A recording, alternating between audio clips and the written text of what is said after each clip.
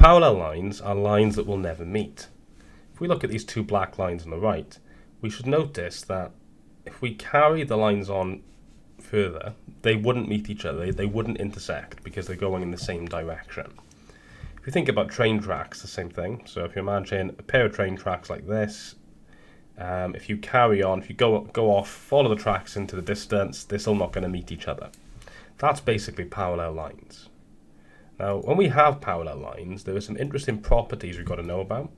So if you imagine we have this line and another line which is parallel to it, like that. If you now have, just one thing to note as well, we use a single arrow to say that these two lines are parallel. And then if you have another pair of parallel lines, you would use, so if I've got another pair of parallel lines down here in the same diagram, you would use two arrows to show that they are parallel. Now, if you have two lines that are parallel, and then you have another line that crosses them, which is not parallel to either, obviously, because it crosses them, there are a couple of properties for us to notice.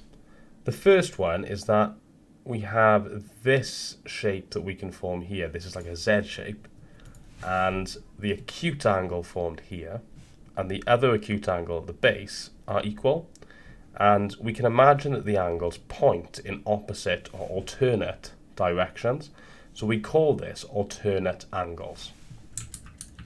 But you can also think of it this way. You can imagine the obtuse angles that are formed, so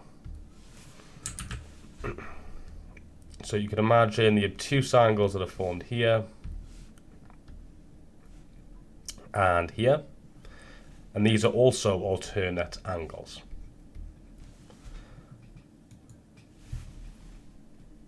So two parallel lines, another straight line cuts through them, you form a Z shape, the alternate angles formed are equal. Here are some examples. So if we look at example 1, we can draw the Z shape here, like this, following the parallel line, and then the non-parallel line, and then the other parallel line. And we should notice that X and Y form alternate angles. So we can say X is equal to Y.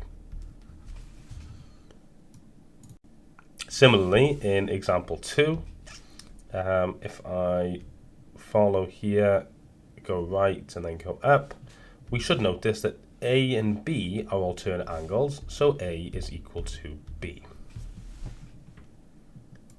However, the Z might not be obvious. So if we look here, it's not obvious where the Z shape is, but if we follow the parallel lines, you should notice that R and T are alternate angles. It might help if you turn it sideways, maybe turn your paper sideways if you have it on paper. And we can see the Z shape there, the alternate angles. So in this case, we can say R is equal to T.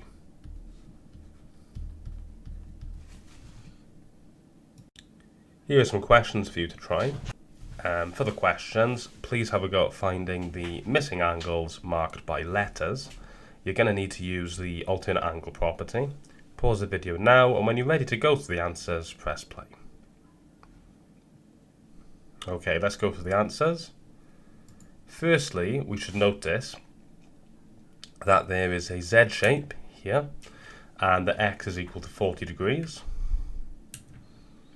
Secondly, if we look at the second question, I've just indicated that the angle here is 60 degrees because angles in a straight line add up to 180. 180 take away 120 is 60.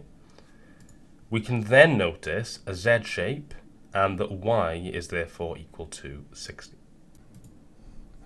If we look at the next question, again, angles in a straight line equal 180, so this obtuse angle is 150, and therefore Z is equal to 150. To find P, it's a bit of a multi-step question. First thing we could do is notice that there's a Z shape here. Okay, two parallel lines. We know these lines are parallel because of the arrows. So I can say this is 46 degrees. This acute angle here is going to be 180 take away 130, which is 50 degrees. We can then remember that angles in a triangle add up to 180. So if I add up the two angles in the triangle that I know, 50 and 46, that gives me 96. I can then subtract from 180 to get P. And we can see P is 84 degrees.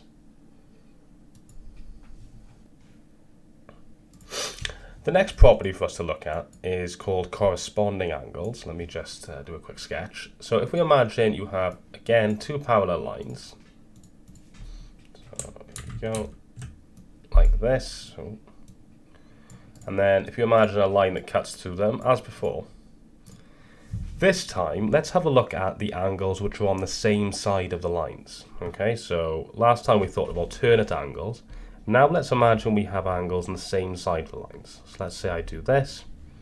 So we're not thinking about these angles because these are on opposite sides. We're going to think about the angle here and the one up here.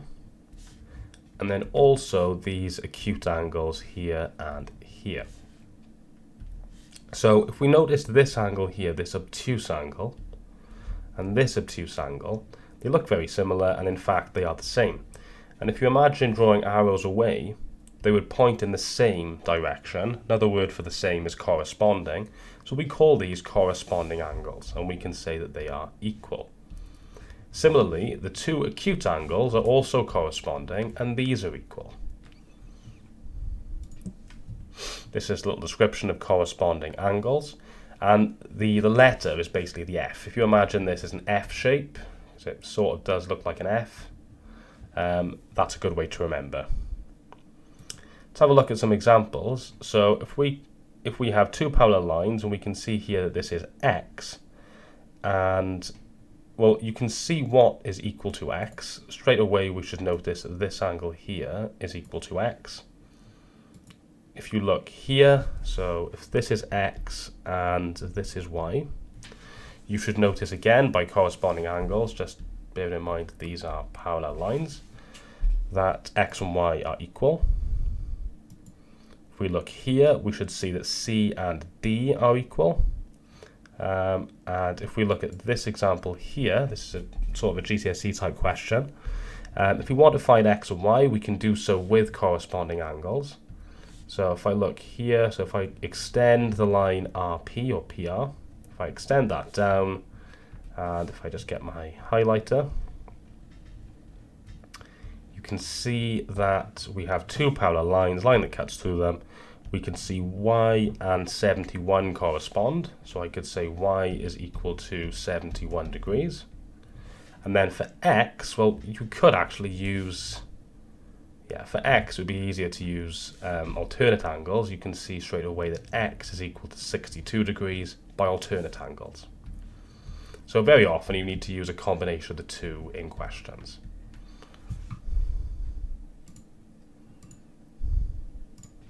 Here are two questions for you to try. Please pause the video now and have a go, and when you're ready to go with the answers, press play. Here are the answers. For the first question, we should notice that A is equal to B, C is equal to D, and R is equal to X. Again, all by corresponding angles. In the second question, we should get P is equal to 71. So let me just explain that. The triangle ABD is isosceles. So if we know the 38 degree angle, to work out the base angles, we do 180 take away 38, which is 142. And then to work out the base angles, because they're the same, we just need to divide by 2 to get each of them. So 142 divided by 2, which is 71. And then if we notice, we have two parallel lines, CE and BD, and we can see that CA cuts through them. So P is alternate to 71, so P is equal to 71 degrees. Our last property is slightly different to the other two, because this time it's not about angles being equal. It's about two angles adding up to 180. So again, imagine we have our two parallel lines and another line that cuts through them. This time we're going to focus on closing the angles up here. So if we look at that, if we look at this angle here, the acute angle, and the obtuse angle up here, they're obviously not equal because acute is less than 90 and obtuse is more than 90. So instead, we just need to focus on what they will add up to. Now, if I imagine, well, I can sort of justify this. If you look at this angle here, we know from corresponding angles it's going to be equal to the angle up here. They're going to be the same. And we also know by angles on a straight line, so if I call this A, then we know A is equal to B. And if I call this obtuse angle C, we know because of angles on a straight line that B add C, because they form a straight line, equals 180. But we also know that A is equal to B by corresponding angles. So we could replace that B with A. So we could say A plus C equals 180 degrees. And that's exactly what we're trying to show. A and C, so we don't need to know the proof specifically, but basically the two angles inside will add up to 180 degrees. So if you've got two parallel lines, you draw this sort of C shape from the two parallel lines and the line that goes in between. The acute and obtuse angle formed inside will add up to 180. And we call this co-interior angles or supplementary angles, because any two angles that add up to 180 are called supplementary. Because this is a C shape, we also call it co-interior, C for co-interior, and because they're inside this enclosed C shape. If we look at this example here, we have two parallel lines and we are enclosing x and 60 inside. So we know that x plus 60 equals 180. So to get x, we just do 180 take away 60, which is 120. If we look at this question here, 110 and y, if we add those up, we're going to get 180. So to get y, we just do 180 take away 110, which is going to be 70 degrees.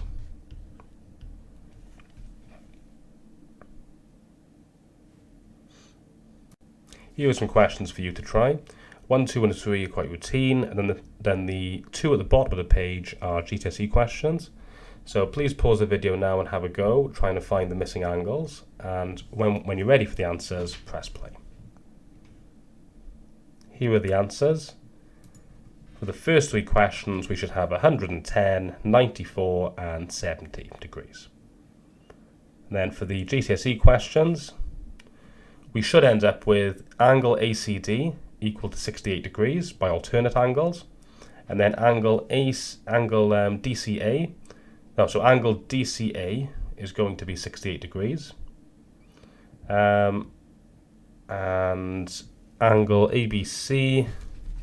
To find ABC, that's this angle here. Well, ABC is going to be, wrong pen.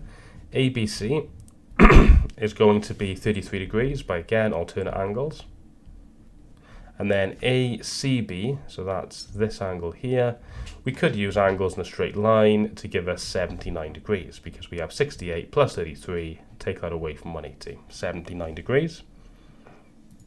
And the last question, angle DBF should be 54 degrees by alternate angles, and angle HGC, so HGC, that should also be 136 degrees by alternate angles.